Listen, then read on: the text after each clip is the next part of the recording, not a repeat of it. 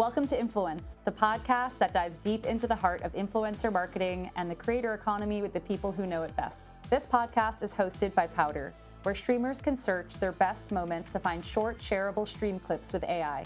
And I'm your host, Alyssa Goldberg. It's January 2024, and we are so excited to welcome our guest today, Reed Trimble, the Vice President of Partnerships at Bad Moon Talent. He specializes in sponsorships and working directly with talent and has worked with over 200 brands like Kellogg's. He's based in Toronto, Canada, and we are so excited to have him on the show today. Welcome, Reed. It's a pleasure to have you with us. Yeah, thank you so much for having me. Can you tell me a little bit about how you started at Bad Moon? And I know that your background is in sports, and then you migrated over to esports and then to talent management. Can you tell me a little bit about how that went? I know it was a couple of serendipitous encounters that drove some of that. Probably back in college. So I was a sport management major, thinking that my career path would be more of a, Ari Gold in the sports realm. So, I'm from Canada, so the next, NHL agent and whatnot. Those dreams were put to a halt when I learned, a law degree is usually what is required to take that next jump into the agency world. So when I graduated, I actually took a year off, went traveling, came back, was working a sales job and had an opportunity to move to New York and sort of cut my teeth in the sports industry. Before moving, I had transitioned to a digital marketing job that was growing online brands for professional athletes. So back when Facebook was relevant, we took their Facebook pages and grew them for the athletes, helped manage their Twitter posts, basically just content curation and division for the talent. So my niche was NFL athletes. So names like Odell Beckham Jr., Richard Sherman, Patrick Peterson, big names at the time, still big names right now, were all under our roster. And the difference was, we were kind of growing these pages, but I was searching for something beyond just like growing like counts and content curation. So figured New York is kind of the mecca of sports entertainment. And if I can find a career or a job or anything to do with sports down there, that would set myself up for success. You could make it there, you could make it anywhere, should I say? Exactly, right? During that time, I just kind of used the free time I had to network as much as possible. And I ended up meeting a couple of individuals in the esports space at the time. And I had been playing a lot of Overwatch and, was pretty familiar with the gaming ecosystem, but less with the esports ecosystem. And lucky enough, the Overwatch Grand Finals, the esports tournament, was actually at Barclays Center in New York that year. So I got invited to go out, experience my first esport event for the first time, and said, holy bleep, this is insane. I think it was a sold out crowd. And I looked at this and said, okay, this is clearly something that's here to stay. It's dynamic, it's exciting.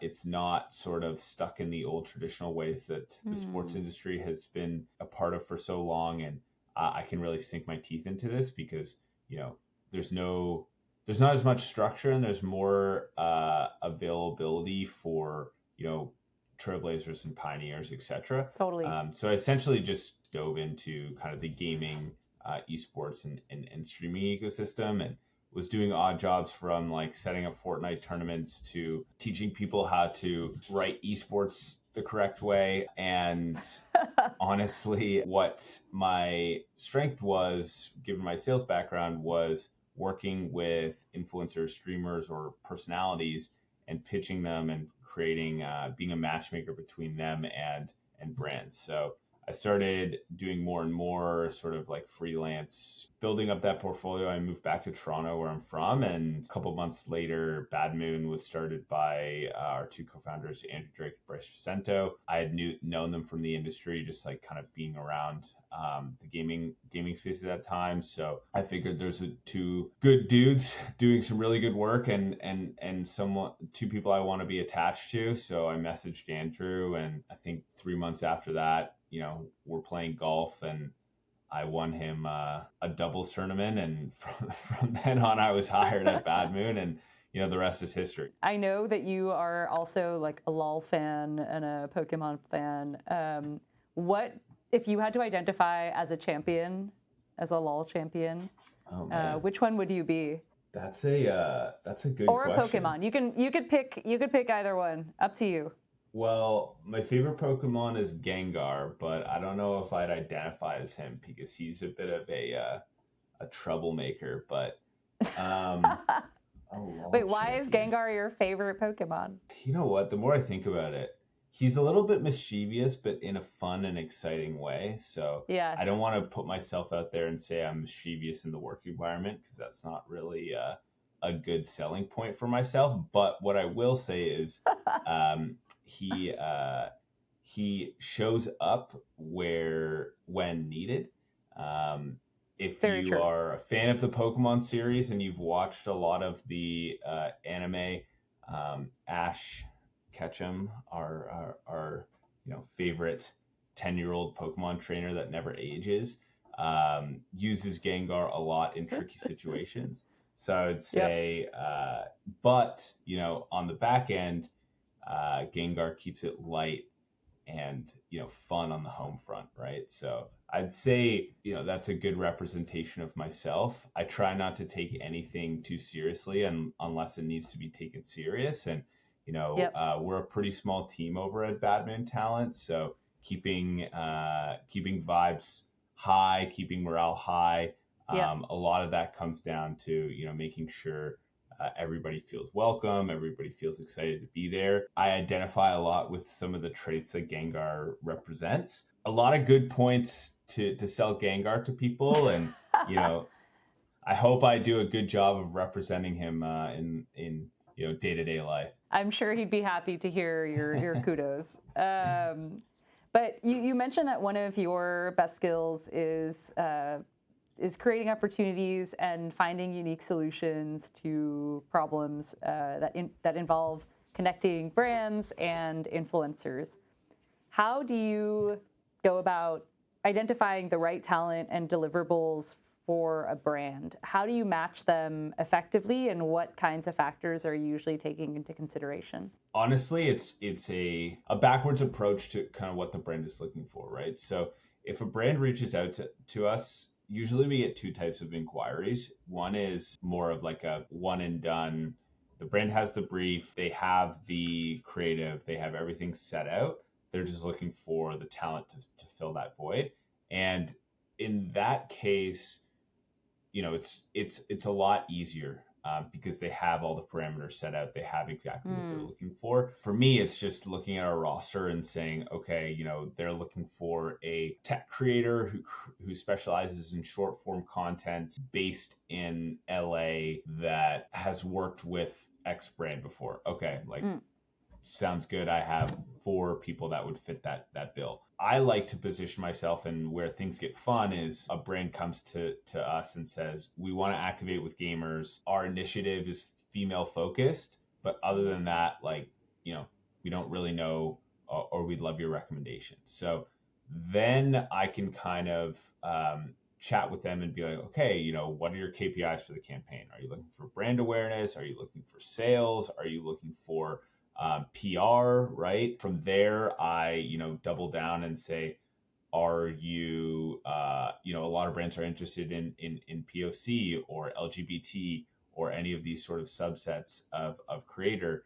And I really get to the soup and nuts of it so that the people that I do present are exactly what they're looking for, rather than, okay, here's just like 10 names or 15 names of female creators on our roster. That's how I think I've positioned our agency and how we work with brands a little bit differently. Is we try and get as finite as possible on the request so that the talent that we do send is talent that actually matters. We've been on the receiving end of talent rosters sometimes because we do work with brands in more of a 360 capacity, and nothing grinds my gears more than getting an Excel sheet of like 100 names and being like, okay, well, what Yeah, what am now I I need to supposed to do watch the with this, footage right? for 100 Yeah, people. Yeah. exactly. So Yep. I think, I've received those. I've been on the receiving. Yeah, exactly. And if I can make the person receiving my emails job easier,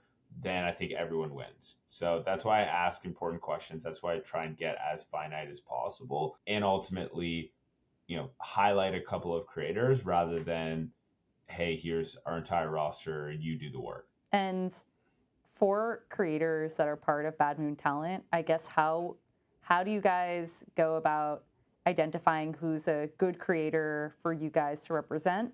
And then also, I know that at the end of every year, you're also thinking about who who's really crushing it this year. Who do you need to have a tougher conversation with? What does success look like for a creator who's part of the Bad Moon Talent family or umbrella? I think, success is never any more tied to follower count. We have a very wide range of talent on our roster, from 50,000 followers up to 8 million followers. What we do as an agency is we try and treat everyone the same. And when we are looking for talent, there are really two factors that we look for. The first is work ethic, actually. Interesting. So, you could be the biggest creator, and we have worked with large creators before, that don't really share this. They don't treat it like a job. And I know that sounds a little bit harsh because, they're creators and they're influencers and they're, creating all this amazing content. But ultimately, like, our most successful creators are the ones that are doing it full time and treating it like a career. The ones that don't have that drive or that work ethic, either on the content creation side or on the brand side, it's tough to work with them because we get them a brand deal with a Fortune 500 brand, and they don't get their deliverables done on time, or their drafts are not as good as the brand hoped. And because they don't really have a dog in the fight and we are sort of the middleman there, it's created some tension in the past. So, what we've learned is if they're not bought in 100% on content creation or their career path, then it can provide a difficult environment for us to do our job effectively. So that's something that we look for, is that drive and that work ethic as a number one. And number two, just uniqueness of content as well as growth. We don't care if you have 20,000 followers, but if you have been like, hey, I've been growing 500% month over month, and you're doing something unique within the gaming space or just the content creation space in general, like that is a recipe for success in our mind. Yeah. We've worked with a lot of people that started out in the less than 100K range that are now at the 4 million, 5 million plus range, and it takes time, but our goal is to identify those talents from the get-go, and work with them to mature their careers and to mature their ability to grow. So we're not an agency that reps Ninja or Pokimane or any of these kind of like A plus plus tier talent. We're an agency that identifies diamonds in the rough and polishes them into really really solid content creators. Totally. I think that's a really interesting point that you bring up, that sometimes identifying, I think kind of everyone wants to identify the next big thing early on, Mm-hmm. but there's still a lot of art involved in kind of cultivating that talent and making sure that, of course they can do it themselves if they're growing quickly before they even find you, but you can help them reach new heights by kind of coaching them along the way and by providing them with relevant support and management and connecting them with sponsors who can help them make it a career.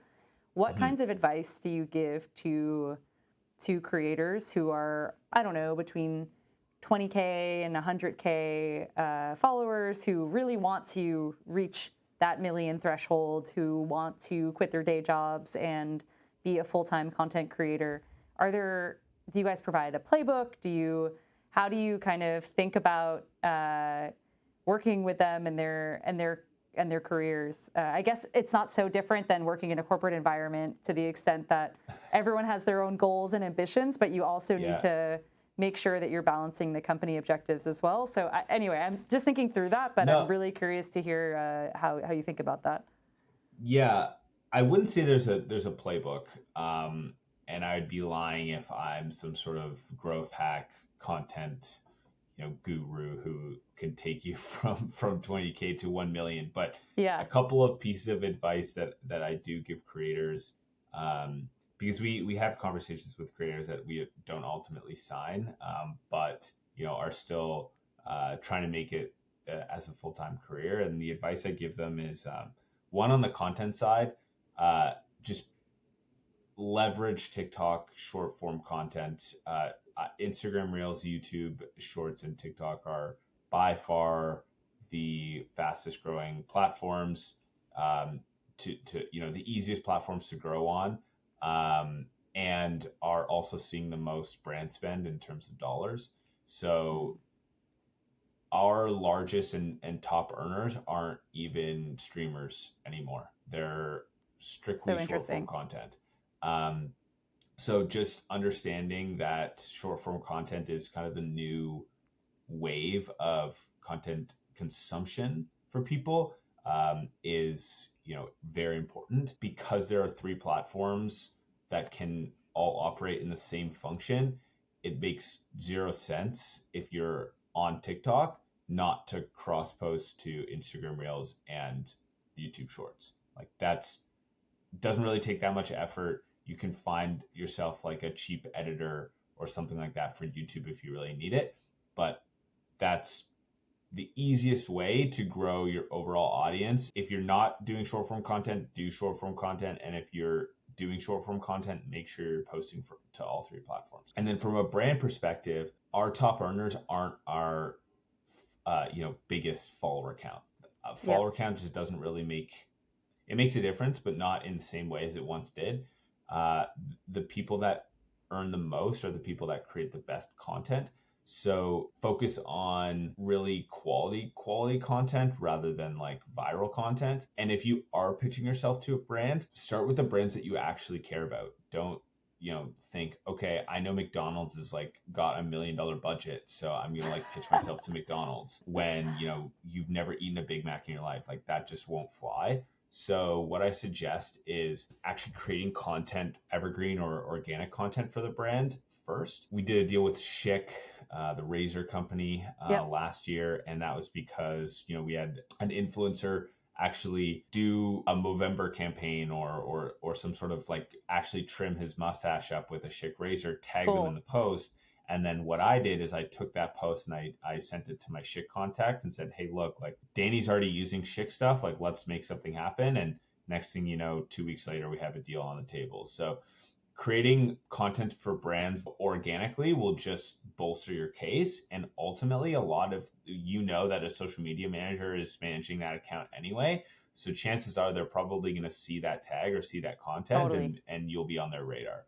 So that, again, is the easiest way for creators to work with brands, is instead of DMing them, just create a piece of content. Like, hey, you really like Lululemon shorts, like while you're working out, create a piece of workout content, and chances are they might see it. Those are my kind of two pillars of advice that I would give to creators. If somebody finds the magic elixir to gaining followers, let me know, because I will Yeah, happily. everyone's searching for this magical Exactly. elixir.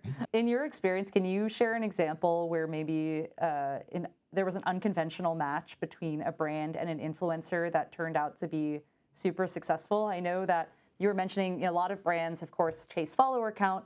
And of course, we've all heard like, okay, follower count doesn't matter that much. But then people start to drill down on what they think might help match their brand better. Okay, it's someone who plays this kind of game, who's based in this geography, who has X number of followers. But maybe they're not seeing another dimension to what a certain content creator can bring. Have you worked on a campaign where it was unexpectedly, it was kind of a brand that you weren't sure how it would reach a gaming audience, and somehow it worked really well? So Dyson actually comes to mind. We did a campaign with them last year, I believe, or maybe 2 years ago. COVID, has my brain in I know that in a we jumble lost a few sometimes. years back Yeah, there. exactly. But Dyson, probably not a brand that you associate with gaming in any capacity, but I had a great conversation with one of their product managers and marketing managers about the gaming audience, and realistically, the gaming audience has one of the highest spending powers out of any audience within retail marketing. So for me, it kind of made sense. It was, gamers love to spend money on tech that they really like. Dyson is a really quality brand, and there are Dyson products that gamers would be excited about, namely the air purifiers, because, as we all know, a lot of gamers will be in a confined space for long periods of time. So what we did is we actually did a seeding program with them where we sent a number of air purifiers out to pro esports players, gaming personalities, Twitch streamers, anyone that kind of had a lot of that PC dust flying around. And it was simple. It was, Yeah. Hey, product for post on Twitter, post on Instagram, no sort of like hard deliverables. And we saw some amazing results. Tons of engagement. Fans and communities that they had were really excited about the product. And on top of that, which was kind of the cherry on top, was a lot of their own peers, pro players, other streamers, everyone was like, oh my god, like, how do I get one?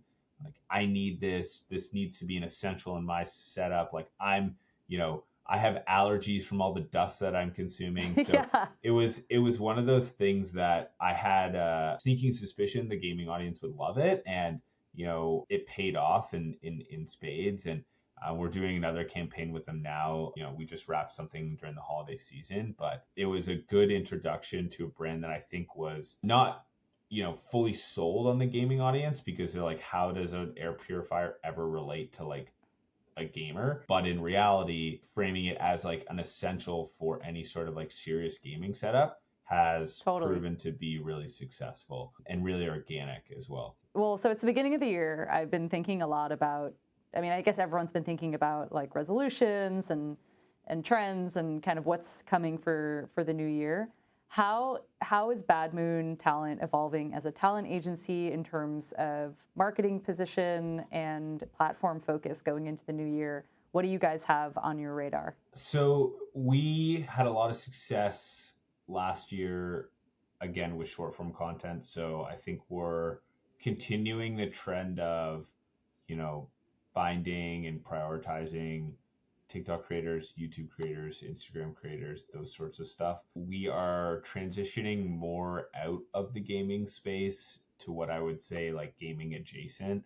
Mm-hmm. So we're more interested in signing like lifestyle creators and people who have maybe a gaming background or have been a streamer in the past, but now have brands outside of gaming in fashion, lifestyle, tech, those sorts of avenues. Also focusing quality over quantity. So we've identified a couple of key individuals on our roster that are great to work with. They're high earners, and we want to work with more of those people. So, focusing more on signing key people, key creators in 2024 rather than sort of a mass, approach to it is, I think, something that we're doing. And beyond that, giving our creators a higher level of service. So actually attaching, multiple people to each creator, whether that be an account manager, a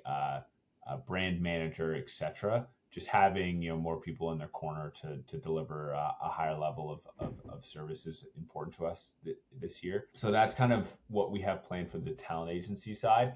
I would say in other parts of the business, we were really successful in activating TikTok campaigns for brands last year. So I think we ran close to 15 campaigns that were, 360 marketing, soup to nuts. We created the concepts, the influencer briefs, all the way to running the actual paid media through Spark Ads for TikTok.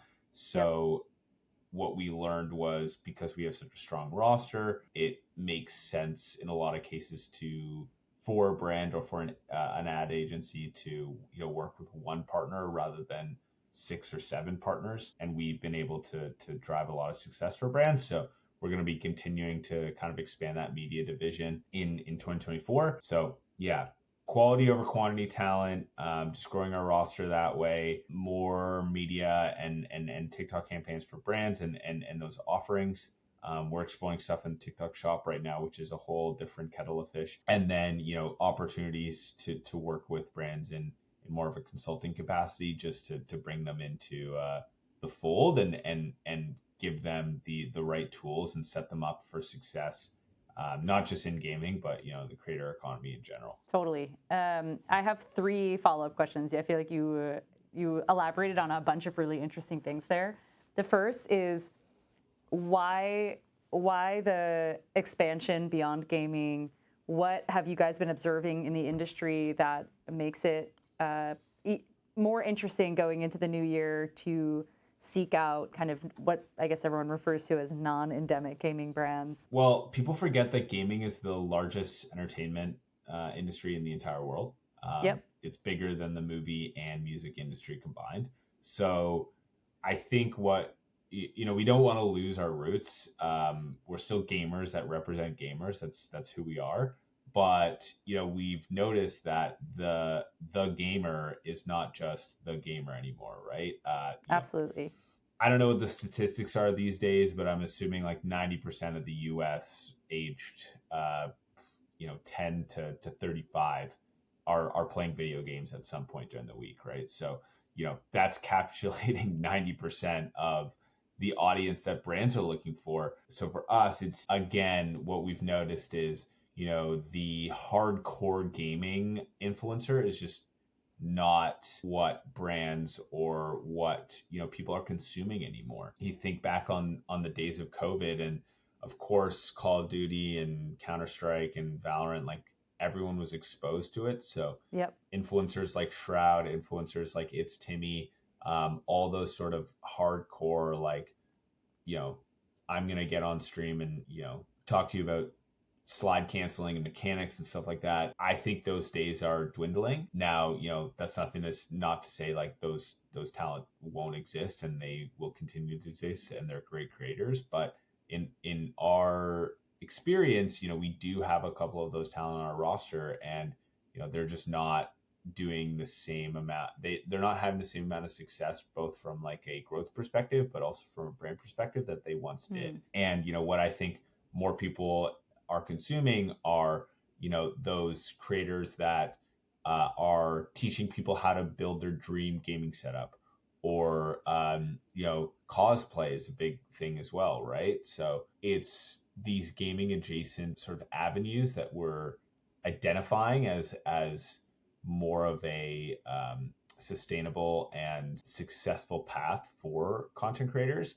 So that's kind of where our focus lies when it comes to either signing new talent or curating our talent within our roster to say, hey, I know you're streaming Call of Duty 8 hours a day, but maybe you should do some videos around like a day in the life, or some vlog content, or I know you like to work out, like take some photos at the gym, right? Like people want to see behind the scenes content these days, and I think that's where our focus lies. Yeah, absolutely. It's interesting because I think gaming is unique in that most of the biggest creators are people who became big because they had a very specific skill initially, whereas in other sectors like in beauty or food, it's often about the lifestyle it starts as the lifestyle, and then they kind of narrow down on a niche.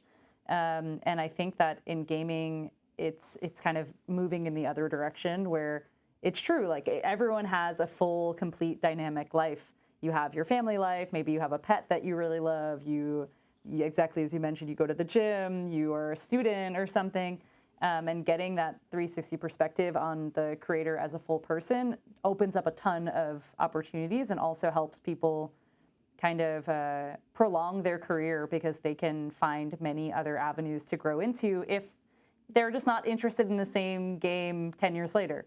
I think that's something that's really interesting, and I didn't hear it articulated that way before, so thanks for that one.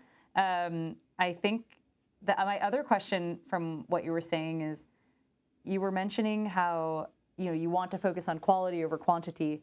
How do you go the extra mile for the influencers on your roster who are rock stars?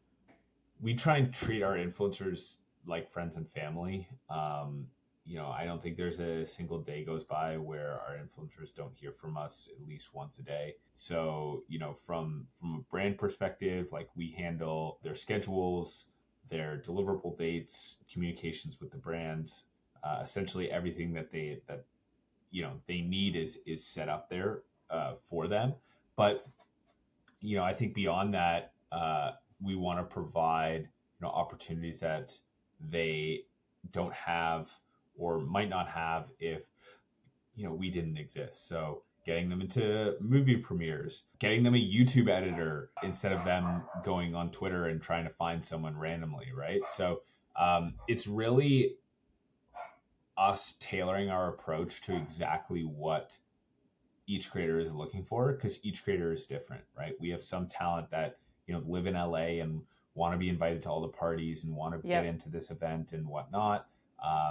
Don't really care that much. Like, they edit their own content, so they don't need that sort of support. Whereas we have other creators who need 4 or 5 editors and need support finding those people, or have issues with a platform where their content got flagged for no reason and stuff like that. So it's really just us having the ability to meet the creator where their needs are and offer them a service that really is kind of like a boxing coach or someone in their corner, right? Just tell them Totally what to do, when to do it, and how to do it. And just be, a voice of support. Like, a lot of the times it's really tough to be a content creator, right? Yeah. To be an internet personality is not easy. So just having a team behind you that's going to support you no matter what is, I think, a large part of why our retention rate with clients is so high. Everyone gets the extra mile in a different way, if that makes sense. Yeah, it definitely does. And, it's our philosophy to make sure that our creators are happy, and if they're not, they have the ability to speak out about it and say, hey guys, like, I want some more support on this, or you guys aren't doing a good job in here. And that's something that we pride ourselves on, is that transparency and that communication aspect that we do have with our clients. No, it makes perfect sense. And then you also had mentioned that, TikTok has been a really successful platform for you. You've been looking into TikTok Shop, for example. That's one of the latest features that's been going wild, especially like post holiday season. How are you thinking about that? Have you started using it with your talent? What opportunities do you think are there? I want to hear your thought process on this because I'm still kind of getting acquainted with it myself. Yeah. So TikTok and TikTok Shop, their goal is to bridge the gap between social media and e-com to where, instead of going to Amazon to pick up a product, you're searching in TikTok for a product. And don't quote me on this. I think I'll have to Google the article afterwards, but there's a study that came out recently that TikTok has as many mobile searches as Google does with some demographic. I think it's Gen Z or whatever. And you're starting to see it. They've set up the platform so that when you watch a video, at the very bottom, before you load up the comments, there's a search bar that's what people are searching for that video. So their entire goal for 2024 is to transition TikTok as the only platform you need on your phone. You have your content there, you have your search bar. So, hey, how to make a tortellini soup. Okay, I'm going to go to TikTok rather than going to Google on that. And then finally, the third step is, and the final step is, okay, I've learned how to make my soup. Now I can just go to TikTok Shop and purchase the ingredients or purchase, the Absolutely. cookbook or whatever that is to do this. So we have a creator who has a mousepad business, and he was previously on Amazon. And this year, I think he's seen a 1,200% increase in sales just from moving to TikTok Shop. Oh So he my creates gosh. his videos about the mouse pads, and TikTok Shop provides discounts, they provide promo codes, they do everything in house. So Wow. it's a really, really exciting opportunity for creators who are have their own products, but not only that, have products that they love, that they would like to sell, similar to an Amazon marketplace.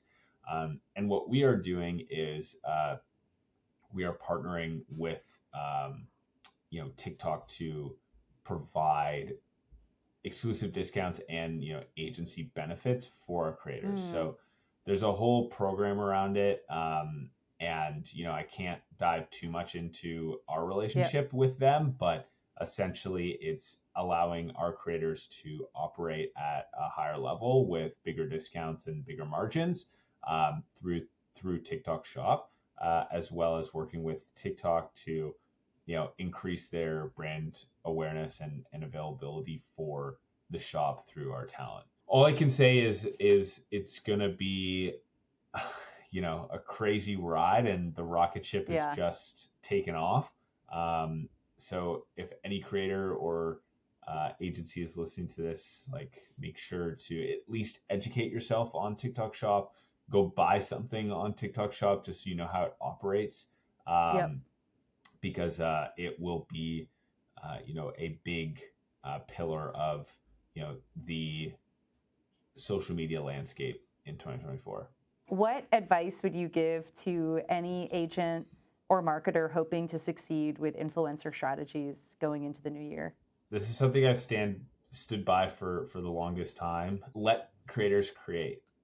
There are too many briefs out there that are 15, 20 pages, too many red tapes and red lines for influencers, and ultimately too many conversations I have where a brand asks for one thing, influencers deliver, and then they change their mind. It infuriates me when the that then when brands want to work with creators and influencers, but then don't allow them to do their actual jobs. Yeah. uh, it's like hiring an NBA player to go play hockey. Like, it just doesn't make any sense. So my suggestion is to, if you're an agency, if you're a marketing agency or an ad agency, coach the brand and build the trust with the brand to say, hey, you trust us, we want to use this creator for this reason. And if you are a brand, take a breath. They're not going to sewer your brand. They just want to create really good content that aligns with their audiences.